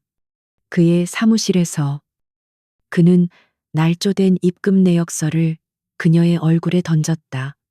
그는 그녀의 창백한 얼굴과 믿을 수 없다는 듯 흔들리는 눈동자를 기억했다. 그는 그녀에게 소리쳤다. 내까짓게 감히 날 속여. 돈이 그렇게 좋았나. 내 뒤통수를 치고 얻은 게 고작 그 돈이었어. 역겨워. 당장 내 눈앞에서 사라져. 그는 그녀가 아무런 변명도 하지 않았을 때 그것을 유죄의 증거라고 확신했다. 하지만 지금 생각해보니 그것은 변명이 아니라 이미 자신을 유죄로 단정한 남자를 향한 마지막 절망과 체념의 침묵이었다. 그녀는 그 순간 알았던 것이다. 이 거대한 음모 속에서 자신은 희생양이며 강태주는 결코 자신을 믿어주지 않을 것이라는 사실을. 그 기억은 곧바로 김 비서가 보고했던 참혹한 6년의 기록과 겹쳐졌다. 그가 역겹다고 내쫓았던 그날. 그녀는 이미 그의 아이를 뱃속에 품고 있었다. 그가 최고급 와인을 마시고 수천억짜리 계약을 성사시키며 승승장구하는 동안 그녀는 만삭의 몸으로 감귤을 따고 곰팡내 나는 단칸방에서 추위에 떨며 굶주렸다. 그녀는 병원비를 내지 못해 아이를 낳은 지 사흘 만에 퇴원해야 했다. 그 모든 고통 속에서 그녀는 그의 아이를, 민준이를 지켜냈다. 그가 퍼부었던 돈만 밝히는 여자라는 모욕은 그녀의 지난 6년 삶 앞에서 얼마나 공허하고 잔인한 낙인이었던가. 그는 숨을 쉴 수 없었다. 죄책감이 그의 목을 조르는 것 같았다. 그는 성공한 기업가가 아니었다. 그는 자신의 아이를 임신한 여자를 지옥으로 밀어넣고 6년 동안 그녀를 증오한 괴물이었다. 그의 완벽했던 얼음성은 기초부터 무너져 내렸다. 그를 지탱하던 냉철함과 이성은 모두 거짓된 분노 위에 세워진 것이었다. 강태주는 의자에 주저앉았다. 그는 두 손으로 얼굴을 감쌌다. 그의 어깨가 격렬하게 떨리기 시작했다. 냉혹한 JK그룹의 회장 강태주는 그 순간 사라졌다. 오직 자신이 저지른 돌이킬 수 없는 죄의 무게에 짓눌려 신음하는 한 남자만이 남아 있었다. 내가 서진이에게, 민준이에게 무슨 짓을 한 거지? 그의 목소리는 찢어지는 듯한 고통으로 갈라져 나왔다. 그는 그녀가 왜 그토록 자신을 두려워했는지, 왜 자신의 손길을 그토록 경멸하며 뿌리쳤는지 이제야 알았다. 그에게 그녀는 배신자였지만 그녀에게 그는 자신의 인생을 파괴하고 아이까지 빼앗으려 드는 악마 그 자체였을 것이다. 김 비서는 차마 고개를 들지 못하고 조용히 서 있었다. 그는 수년간 강태준을 보좌했지만 그의 이런 모습을 본 것은 처음이었다. 항상 완벽하게 통제되던 남자의 완전한 붕괴였다. 한참의 시간이 흘렀다. 태주는 천천히 손을 내렸다. 그의 눈은 충혈되어 있었지만 그 안에는 눈물 대신 지옥불보다 더 뜨겁고 어두운 무언가가 타오르고 있었다. 그것은 최 이사를 향한 분노인 동시에 자기 자신을 향한 지독한 혐오였다. 그는 무너졌지만 이대로 끝낼 수는 없었다. 그는 자신의 죄를 어떻게든 갚아야 했다. 김 비서. 그의 목소리는 물에 잠긴 듯 낮고 무거웠다. 최 이사. 그자가 가진 모든 것, 그자가 불법적으로 취한 모든 것을 빼앗을 준비를 해. 이사직, 지분, 재산, 그가 내게서, 그리고 서진 씨에게서 빼앗아 간 것에 대한 대가를 1000배, 만배로 치르게 할 거다. 그는 자리에서 일어섰다. 그의 걸음은 비틀거렸지만 눈빛만은 흔들리지 않았다. 복수는 당연히 해야 할 일이었다. 하지만 그것이 먼저가 아니었다. 최 이사를 처단하는 것이 서진의 6년을 보상해 줄 수는 없었다. 민준의 잃어버린 유년 시절을 되돌릴 수도 없었다. 그는 깨진 태블릿 조각을 밟고 지나가며 말했다. 그리고 당장 제주행 비행기를 다시 준비시켜. 이번엔 리조트 때문이 아니야. 그의 목소리에는 이제 어떤 비즈니스적인 계산도 오만함도 남아있지 않았다. 오직 뒤늦게 깨달은 진실 앞에서 무릎 꿇을 준비가 된 한 남자의 절박함만이 담겨 있었다. 내가 직접 가야겠어. 그녀에게 용서를 빌어야 하니까. 강태주는 세 번째로 제주 땅을 밟았다. 이번에는 비서도 수행원도 없었다. 그는 렌터카를 직접 몰아 서진의 5분으로 향했다. 해가 저물고 관광객들의 소음이 잦아들기 시작한 저녁이었다. 가게의 불은 아직 켜져 있었지만 문에는 재료 소진, 마감이라는 팻말이 걸려 있었다. 그는 차에서 내리지 못하고 한참을 그 작은 가게를 바라보았다. 저기, 저 불빛 아래 그가 지옥으로 밀어넣었던 여자와 그가 존재조차 몰랐던 그의 아들이 있었다. 그는 자신이 저지른 죄의 무게를 안고 저 문을 열 자격이 있는지 스스로에게 물었다. 그는 JK 그룹의 회장으로서 수백 건의 협상을 이끌었지만 지금 이 순간만큼은 단 한 걸음을 떼는 것조차 두려웠다. 그는 심호흡을 했다. 이것은 협상이 아니었다. 이것은 속죄의 시작이었다. 그는 차에서 내려 무거운 발걸음으로 가게 문을 향해 걸어갔다. 그가 문을 두드리자 안에서 정리하던 서진의 그림자가 멈칫했다.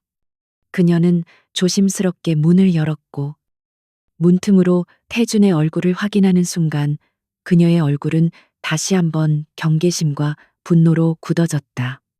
또 왔군요. 그녀는 문을 막아선 채 그가 안으로 들어올 틈을 주지 않았다. 어제 내 말 못 들었어요. 당신이 원하는 건 여기 없어요. 민준이는 자고 있으니 소란 피우지 말고 돌아가요. 그녀의 목소리는 차가웠지만 그 안에는 그가 또다시 아이에게 접근할까봐 두려워하는 기색이 역력했다. 태주는 그녀의 그런 방어적인 태도에 심장이 저몄다. 그녀가 저렇게까지 자신을 경계하게 만든 것은 바로 자기 자신이었다. 제발. 그의 목소리는 그가 상상했던 것보다 훨씬 더 낮고 절박하게 흘러나왔다. 소란 피우러 온 게 아니오. 그냥 말해야 할 게 있어서 왔소. 제발. 5분만 시간을 줘요. 그의 눈은 더 이상 오만하거나 냉철하지 않았다. 그 안에는 오직 처절한 후회와 죄책감만이 담겨 있었다. 서진은 그의 그런 낯선 모습에 잠시 망설였지만 결국 문에서 한 걸음 비켜섰다. 태주는 빵 냄새가 은은하게 남아있는 작은 가게 안으로 들어섰다. 서진은 카운터를 사이에 두고 그와 마주 섰다. 그녀는 여전히 그가 민준이가 자는 안쪽 방을 보지 못하도록 그의 시야를 가로막는 위치에 섰다. 할 말이 뭐죠? 돈이 부족했나요? 아니면 이번엔 협박이라도 하려고요. 그녀의 말은 가시가 돋친 방패였다. 태주는 고개를 저었다. 그는 어디서부터 이 끔찍한 진실을 이야기해야 할지 몰랐다. 그는 주머니 속에서 구겨진 손수건 민준의 피가 묻은을 만지작거렸다. 내가 틀렸소. 그가 마침내 입을 열었다. 6년 전, 그 모든 일. 당신은 배신자가 아니었어. 서진의 눈이 가늘어졌다. 그녀는 그 말을 믿지 않았다. 이제 와서 그런 말이 무슨 소용이죠. 동정심이라도 유발하려는 거예요. 그녀는 그의 말을 또 다른 기만으로 받아들였다. 내 삼촌. 태주는 그녀의 불신을 정면으로 받아내며 말을 이었다. 그의 목소리는 자신을 향한 혐오감으로 떨리고 있었다. 최 이사. 그 사람이 꾸민 짓이었어. 모든 게. 그는 김 비서에게 보고받은 모든 사실을 마치 자신의 죄를 고해성사하듯 털어놓았다. 최 이사가 왜 그랬는지, 어떻게 그녀의 아이디를 도용했는지, 어떻게 그녀의 계좌를 돈 세탁 경로로 이용했는지, 그리고 가장 잔인한 진실, 최 이사가 태준 자신을 감정 없는 괴물로 만들기 위해 일부러 그녀를 돈만 밝히는 여자로 몰아갔다는 사실까지. 그는 내가 당신을 증오하길 바랐소. 당신을 내 손으로 내치길 바랐지. 그리고 그는 말을 잇지 못하고 입술을 깨물었다. 난 정확히 그가 원하는 대로 행동했소. 난 당신을 의심했고, 당신을 믿지 않았고, 당신에게 용서받을 수 없는 모욕을 줬소. 서진은 숨을 쉴 수 없었다. 그녀의 머릿속이 하얗게 변했다. 6년 동안 그녀는 강태준이 자신을 버렸다고만 생각했다. 그가 자신을 믿지 않았다고 원망했다. 하지만 그 뒤에 더 거대하고 추악한 음모가 있었다는 사실은 상상조차 하지 못했다. 최 이사. 그 인자한 미소 뒤에 그런 악마 같은 계획을 숨기고 있었다니. 충격으로 그녀의 다리가 후들거렸다. 그녀는 겨우 카운터를 붙잡고 몸을 지탱했다. 하지만 그 충격이 가시자 더 차가운 분노가 그녀의 심장을 얼려버렸다. 그래. 최 이사가 악마일지라도 그 악마의 속삭임에 춤을 춘 것은 강태준 자신이었다. 그래서 그녀의 목소리가 얼음처럼 차갑게 흘러나왔다. 그게 당신의 변명인가요? 당신도 피해자다. 당신도 속았다 그래서 이제 와서 내게 용서라도 구하겠다는 거예요. 변명이 아니야. 태준이 절박하게 말했다. 그는 그녀에게 한 걸음 다가가려다. 그녀가 움찔 물러서는 것을 보고 그 자리에 멈춰섰다. 그 짧은 거리가 그들 사이의 6년이라는 지옥의 시간처럼 느껴졌다. 그건 전분의 죄요. 그가 판을 깔았을지 몰라도 거기서 칼춤을 춘 건 나였어. 당신을 믿어주지 않은 것도 나고 당신에게 그 끔찍한 말을 퍼부은 것도 나야. 그는 더 이상 버틸 수 없다는 듯 무너져 내렸다. JK그룹의 냉혹한 회장 강태준이 그 작은 빵집 바닥에 무릎을 꿇었다. 내가 몰랐소. 당신이 내 아이를 가졌다는 걸. 내가 당신에게 그 모욕을 퍼붓던 그 순간에도 당신 뱃속에 그의 목소리가 격렬한 고통으로 잠겼다. 그는 감히 내 아이라는 말을 끝까지 할 수 없었다. 그는 고개를 숙이고 바닥을 향해 자신의 죄를 토해냈다. 미안하오. 서진 씨, 내가 당신 인생을 망쳤어. 제발, 용서해 달라는 말도 할 자격이 없지만, 제발. 서진은 무릎 꿇은 그를 내려다보았다. 그녀가 6년간 꿈에서도 저주했던 남자가 그녀의 발밑에 있었다. 하지만 그녀의 마음속에는 어떤 통쾌함도 승리감도 없었다.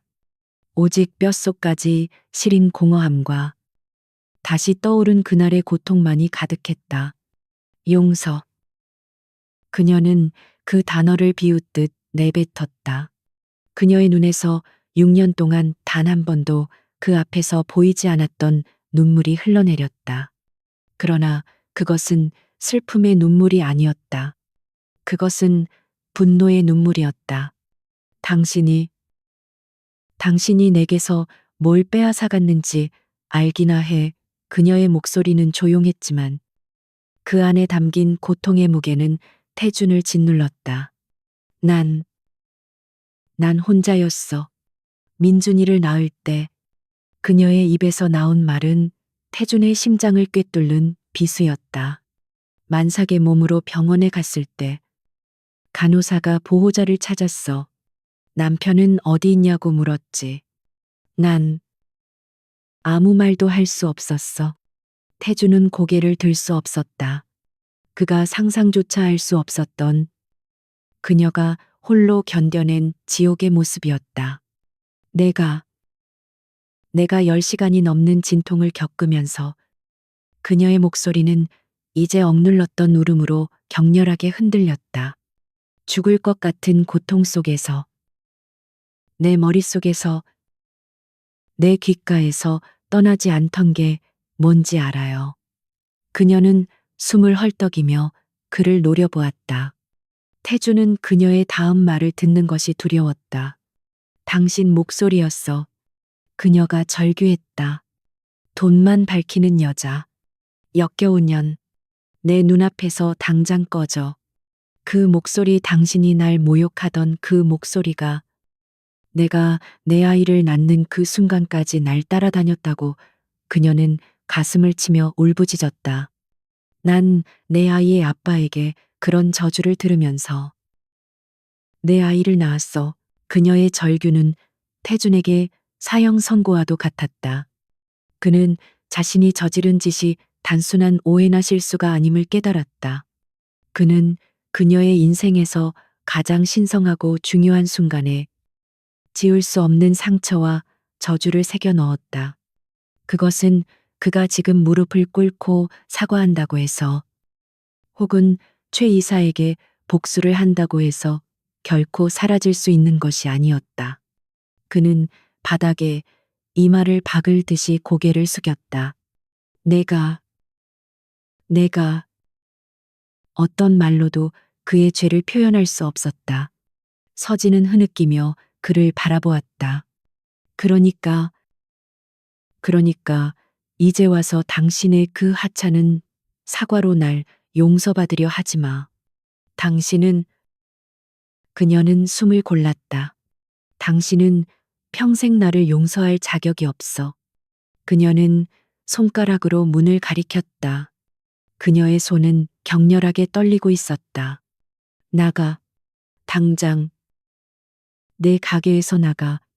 다시는 민준이 앞에, 내 앞에 나타나지 마. 강태주는 그녀의 말에 반박할 수 없었다. 그는 자신의 죄의 무게를 온몸으로 느끼며 천천히 그리고 고통스럽게 자리에서 일어났다. 그는 자신을 증오로 바라보는 그녀의 눈을 차마 마주하지 못했다. 그는 6년 전 그녀에게 등을 돌렸던 것처럼 다시 한번 그녀에게 등을 돌렸다. 하지만 이번에는 오만함이 아닌 영원히 씻을 수 없는 죄책감을 짊어진 채였다. 그는 가게 문을 열고 차가운 제주 밤바람 속으로 걸어나갔다. 딸랑 하고 닫히는 종소리가 그의 등 뒤에서 마지막 심판처럼 울렸다. 가게 안에 홀로 남은 서진은 그 자리에 주저앉아 6년 만에 처음으로 아이처럼 목 놓아 울었다. 제주에서 서울로 돌아온 강태준의 눈은 6년 전 윤서진을 돈만 밝히는 여자라고 모욕하며 내쫓았던 그날의 차가움을 되찾아 있었다. 아니, 그보다 더 지독했다. 6년 전의 냉혹함은 오만과 배신감으로 타오르는 불이었다면 지금의 그것은 모든 감정이 타버리고 남은 모든 것을 얼려버리는 절대 영도의 얼음이었다. 윤서진의 마지막 절규. 다시는 내 앞에 나타나지 마라는 말은 그에게서 용서를 구할 마지막 희망마저 앗아갔다. 그는 용서받을 자격이 없었다. 하지만 그가 할 수 있는 단 한 가지. 이 모든 비극을 설계하고 자신의 손에 피를 묻히게 만든 그 장본인을 심판하는 것은 남아 있었다. 그는 자신의 펜트하우스로 향하지 않았다. 공항에서 내린 그는 칠흑 같은 어둠에 잠긴 JK 그룹 본사 30층. 자신의 집무실로 향했다.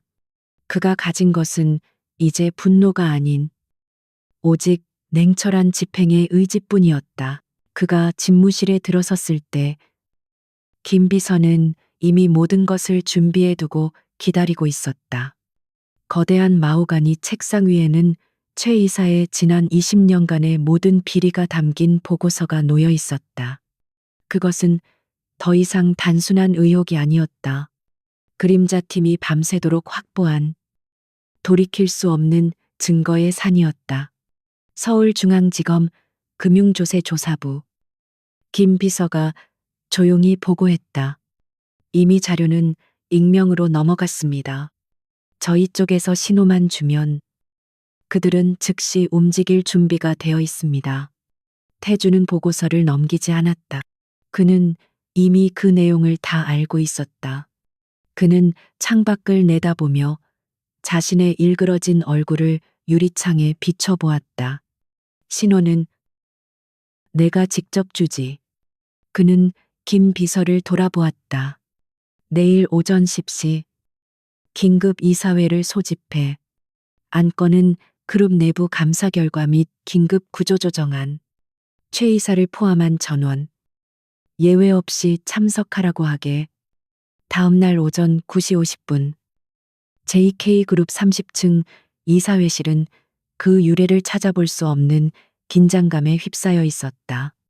긴급 소집, 안건조차 불분명한 이사회는 강태준이 회장이 된 이후 처음이었다. 이사들은 서로 눈치를 보며 강태준의 의중을 파악하려 했었다. 그들 대부분은 최 이사와 연결되어 있거나 적어도 그의 영향력 아래에서 안주해온 인물들이었다. 마침내 회의실 문이 열리고 최 이사가 모습을 드러냈다. 그는 어젯밤 태준이 제주에서 돌아왔다는 보고를 받았지만 그것이 무엇을 의미하는지는 전혀 알지 못했다. 그는 여전히 자신이 이 거대한 게임의 판을 짜고 있다고 믿었다. 그는 자신의 조카가 그저 제주도에서 그 계집애 때문에 잠시 감상에 젖었다고 생각했다. 그는 태준을 향해 인자한 삼촌의 미소를 지어 보였다. 강 회장, 이렇게 급하게 이사회를 소집하다니 무슨 큰일이라도 생긴 겐가? 태준은 대답하지 않았다. 그는 회의실 상석에 앉아 모든 이사가 착석하기를 기다렸다. 그의 침묵은 회의실의 공기를 칼날처럼 날카롭게 만들었다. 마침내 마지막 이사가 자리에 앉아 태준은 자리에서 일어났다. 그러나 그는 연설을 하거나 보고서를 펼치지 않았다. 그는 회의실 정면에 설치된 거대한 스크린을 향해 리모컨을 들었다. 오늘 이 자리에서 JK그룹의 암적인 존재를 도려내고자 합니다. 그의 목소리는 낮고 조용했지만 그 안에 담긴 살기는 모든 이사의 등골을 서늘하게 만들었다. 최 이사의 미소가 굳어졌다. 태준이 첫 번째 버튼을 눌렀다.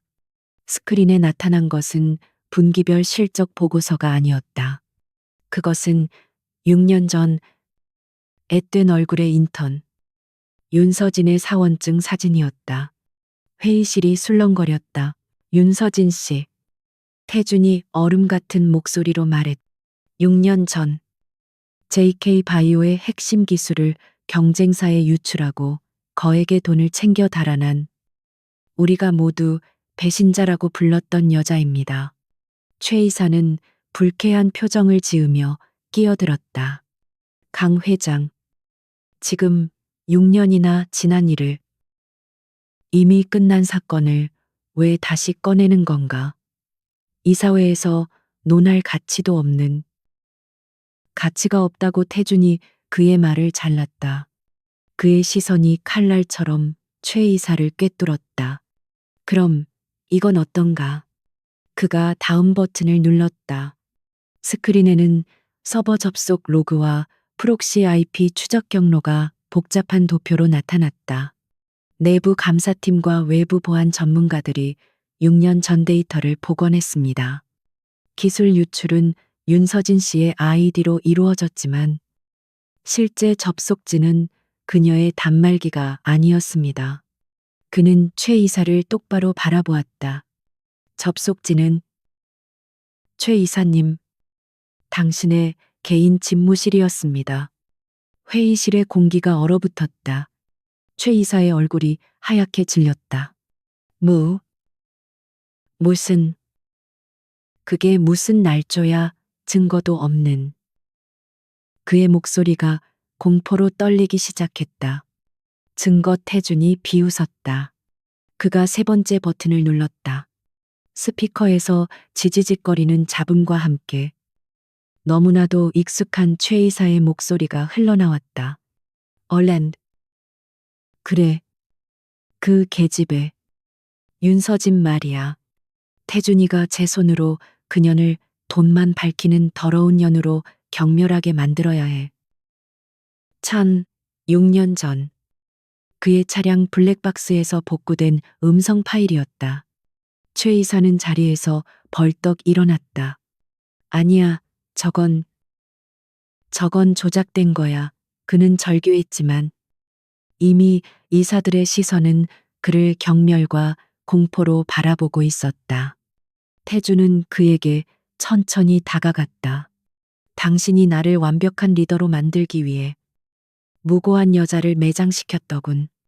태주는 리모컨을 테이블 위에 내려놓았다. 그는 더 이상 증거를 보여줄 필요가 없었다. 하지만 그의 목소리가 한 톤 더 낮아졌다. 당신의 죄는 거기서 끝나지 않았더군요. 그는 최 이사를 지나쳐 스크린 앞으로 다시 걸어갔다. 윤서진 씨를 돈 세탁 창구로 이용한 것을 시작으로 당신이 지난 10년간 이 회사에서 빼돌린 돈이 얼마인지 아십니까? 태준이 다시 화면을 넘겼다. 이번에는 최 이사의 비자금 흐름도 케이맨 제도의 유령 회사 목록, 수백억 대에 이르는 횡령 및 배임 혐의가 조목조목 정리된 내부 감사 자료였다. 총 1,300억 원.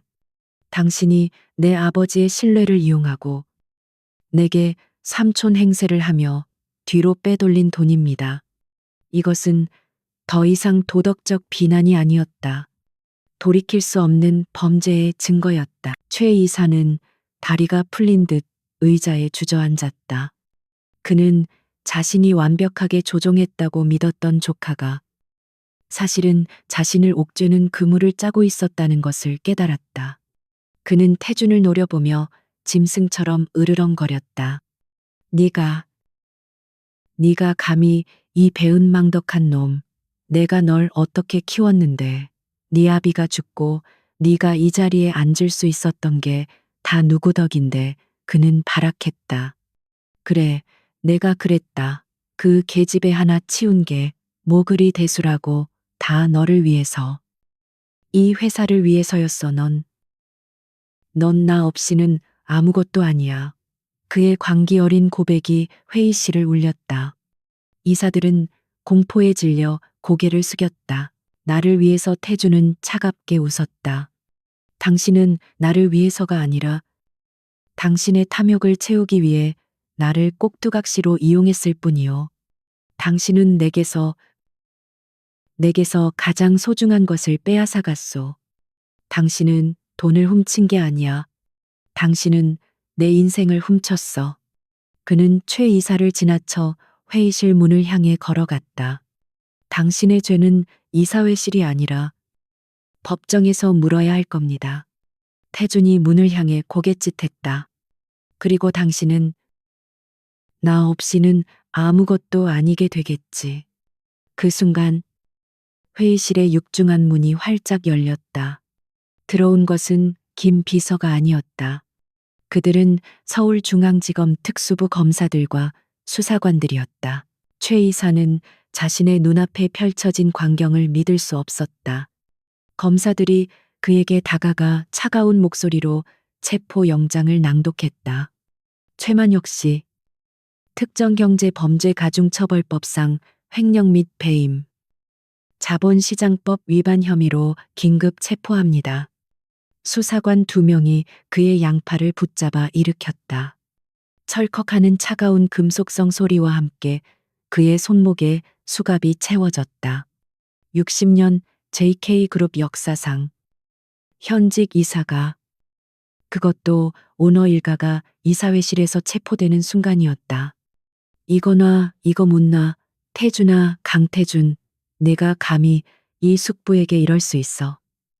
이 천하의 계자시가 최 이사의 발악적인 욕설이 복도 저편으로 사라질 때까지 강태준은 단 한 번도 뒤돌아보지 않았다. 회의실에는 무거운 침묵만이 남았다. 이사들은 숨조차 제대로 쉬지 못하고 자신들의 새로운 왕을 공포 어린 눈으로 바라보았다. 강태준은 자신의 삼촌을, 그룹의 2인자를 단 몇 시간 만에 무자비하게 제거했다. 태준은 스크린에 여전히 떠있는 윤서진의 6년 전 사진을 바라보았다. 그는 복수했다. 그는 서진의 누명을 공식적으로 벗겨주었다. 모든 언론이 이 사실을 대서특필할 것이고 그녀는 더 이상 배신자가 아닐 것이다. 공정하고 무자비한 정의가 실현되었다. 하지만 그의 가슴은 얼음장처럼 차갑고 텅 비어 있었다. 이 복수는 6년의 세월을 되돌리지 못했다. 이 복수는 그녀가 받은 상처를 치유하지 못했고 그가 뱉었던 모욕적인 말들을 주워 담을 수도 없었다. 무엇보다 이 복수는 민준이에게 아버지를 되찾아 줄 수 없었다. 최 이사의 체포와 6년 전 진실의 폭로는 대한민국을 뒤흔들었다. JK그룹의 2인자이자 창업주의 동생이 자신의 조카를 조종하기 위해 무고한 인턴을 매장시켰다는 사실은 그 어떤 막장 드라마보다 더 충격적이었다. 언론은 JK그룹의 왕자의 게임이라며 연일 대서특필했고 강태준 회장이 직접 이사회의 모든 것을 주도했다는 사실에 경악했다. 윤서진의 이름은 하루아침에 배신자에서 비운의 희생양으로 바뀌었다. 그녀의 6년간의 행적, 제주도에서의 힘겨웠던 삶이 조명되자 여론은 들끓었다. 그들은 최 이사의 잔인함에 분노했고 6년간 모든 것을 홀로 감내한 윤서진에게 동정심을 보냈으며 자신의 여자를 믿지 못하고 괴물로 변했던 강태준을 비난했다. 서진의 5분 아픈 전국에서 몰려든 기자들로 인산인해를 이루었다. 서진은 가게 문을 굳게 닫고 민준과 함께 집안에 숨어 지냈다. 그녀는 텔레비전을 통해 자신을 지옥으로 밀어넣었던 그 거대한 음모의 전말을 알게 되었다. 그녀의 누명이 벗겨졌다. 6년 동안 그녀를 짓눌렀던 돈만 밝히는 여자라는 낙인이 공식적으로 지워졌다. 하지만 그녀의 마음은 기쁨이 아닌 거대한 허무함으로 가득 찼다. 분노할 대상 최 이사은 사라졌지만 상처는 그대로 남아 있었다. 강태준. 그는 복수를 했지만 그 복수가 그녀의 6년을 되돌려줄 수는 없었다. 그는 최 이사에게 속은 또 다른 피해자였을까? 아니면 그저 자신의 분노를 정당화할 대상이 필요했던 것뿐일까? 그녀는 혼란스러웠다. 그리고 그 모든 복수를 끝낸 그가 다시 자신을 찾아올까봐 두려웠다. 이제 그는 아버지라는 권리까지 주장할 명분이 생겼으니 말이다. 그러나 강태주는 나타나지 않았다. 기자들이 하나둘 철수하고 제주도에 다시 일상이 찾아올 때까지 그는 코빼기도 비치지 않았다. 서진은 그가 복수를 끝으로 자신과 민준을 그의 인생에서 완전히 지워버린 것일지도 모른다고 생각했다. 그것이 차라리 다행이라고 생각하면서도 가슴 한구석이 서늘하게 비어가는 것을 느꼈다. 그러던 어느 날 서울의 모든 것을 뒤흔들었던 그가 다시 제주도에 나타났다. 하지만 이번에는 그녀의 빵집 앞이 아니었다. 그는 JK그룹 제주 리조트 건설 현장에 임시 회장실을 차렸다. 그는 공식적으로 제주 VVIP 리조트 프로젝트의 완벽한 마무리를 위해 현장 지휘를 결정했다고 발표했다. 수조 원짜리 프로젝트를 위해 회장이 직접 현장에 상주하는 것은 이례적인 일이었지만 모두가 그 진짜 이유를 어렴풋이 짐작했다. 태주는 서진을 찾아가지 않았다. 그는 그녀의 마지막 절규, 다시는 내 앞에 나타나지 말라는 말을 지독하리만치 지키고 있었다. 그는 자신의 권력이나 돈으로 그녀의 용서를 살 수 없다는 것을 깨달았다. 그가 할 수 있는 유일한 것은 그녀가 자신을 두려워하지 않을 만큼의 거리에서 그녀가 자신의 존재를 받아들일 수 있을 때까지 기다리는 것뿐이었다. 그는 매일 아침 일찍 리조트 현장을 둘러본 뒤 해가 질 무렵이면 빵집이 멀리 보이는 해변 주차장에 차를 세우고 바다를 바라보았다. 그는 그저 그녀와 자신의 아들이 숨쉬는 같은 공간에 머무는 것만으로도 고통스러운 위안을 얻었다. 그는 JK그룹의 회장이 아니라 그저 6년의 세월을 속죄하고 싶은 한 남자로 그곳에 존재했다. 몇 주가 흘렀다. 서진은 빵집을 다시 열었지만 더 이상 예전처럼 평화롭지 않았다.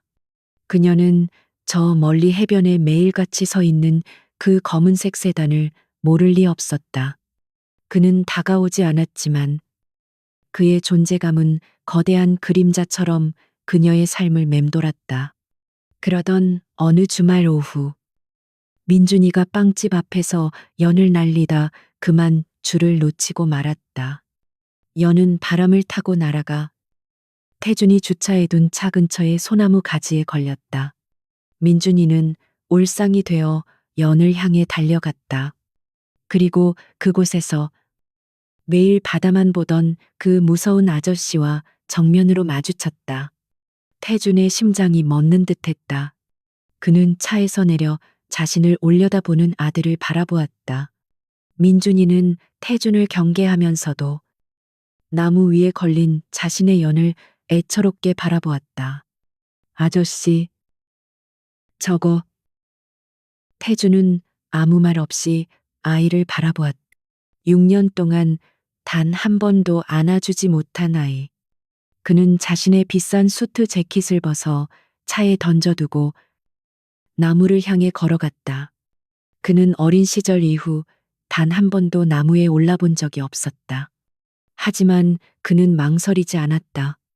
거친 소나무 껍질에 손바닥이 쓸리고 값비싼 셔츠가 찢어지는 것도 아랑곳하지 않았다. 그는 오직 저 연을, 아들의 유일한 보물을 되찾아 주어야 한다는 생각뿐이었다. 몇 번을 미끄러지고 나서야 그는 겨우 가지에 걸린 연을 손에 쥘 수 있었다. 그가 나무에서 내려와 흙먼지 투성이가 된 채 민준에게 연을 건넸을 때 민준의 눈은 놀라움과 감탄으로 동그래져 있었다. 우와 아저씨. 대단해요. 고맙습니다. 아이는 해맑게 웃으며 연을 받아들었. 태주는 그 미소 앞에서, 그 순수한 감사 앞에서 그만 얼어붙고 말았다. 그는 자신의 아들에게 처음으로 고맙다는 말을 들었다. 그는 자신이 이룬 그 어떤 사업적 성공보다도 더 가슴 벅찬 감동에 숨이 막혔다. 그는 무릎을 꿇고 민준과 눈을 맞췄다. 그의 눈에는 6년 묵은 후회와 아들을 향한 주체할 수 없는 애정이 뒤섞여 있었다. 이름이 강민준. 맞지? 그가 떨리는 목소리로 물었다. 민준은 고개를 끄덕였다. 내 아저씨는 이름이 뭐예요? 나는 태준은 차마 아빠라는 말을 할 수 없었다. 강태준이라고 해. 바로 그때 민준을 찾아 빵집에서 뛰쳐나온 서진이 그 광경을 목격했다. 흙먼지를 뒤집어 쓴 채 무릎을 꿇고 있는 남자. 그리고 그런 그를 신기한 듯 바라보는 아들. 서진은 그 자리에 멈춰 섰다. 그녀의 심장이 거세게 뛰기 시작했다. 그녀가 알던 강태준은 저런 모습이 아니었다. 그가 알던 남자는 결벽증에 가까울 만큼 완벽했고 절대 자신의 몸을 더럽히거나 남을 위해 저렇게까지 자신을 낮추는 사람이 아니었다. 그러나 지금 그녀의 눈앞에 있는 남자는 그저 한 아이의 연을 찾아주기 위해 나무에 오른 땀과 흙먼지로 범벅이 된 남자였다. 그는 권력이나 돈을 사용하지 않았다. 그는 그저 아빠가 할 수 있는 일을 서투르게 해냈을 뿐이었다. 그녀는 태준이 지난 몇 주간 자신을 압박하지 않고 그저 묵묵히 그 자리를 지키며 기다려왔다는 것을 깨달았다. 그는 정말로 변하려 하고 있었다. 그녀의 6년은 여전히 고통스럽고 상처는 아물지 않았지만 그녀는 자신 앞에 이 남자가 더 이상 6년 전에 그 괴물이 아님을 인정해야 했다. 서진은 천천히 그들에게 다가갔다. 태주는 그녀의 발소리에 고개를 들었다. 그의 눈에는 당황스러움과 함께 그녀가 또다시 자신을 밀어낼까봐 두려워하는 기색이 역력했다. 서진은 말없이 민준의 손을 잡았다. 그리고 태준을 바라보았다. 그녀의 눈에는 더 이상 분노나 경멸이 아닌 깊은 슬픔과 혼란, 그리고 아주 희미한 이해의 빛이 서려 있었다. 손, 다쳤네요. 그녀가 낮게 말했다. 태주는 그제야 자신의 손바닥이 긁혀 피가 배어나오는 것을 보았다. 6년 전, 민준이가 무릎에 입었던 상처와 비슷했다. 가게에 연고 있어요. 그녀는 잠시 망설였다. 태주는 그녀의 다음 말을 숨죽여 기다렸다.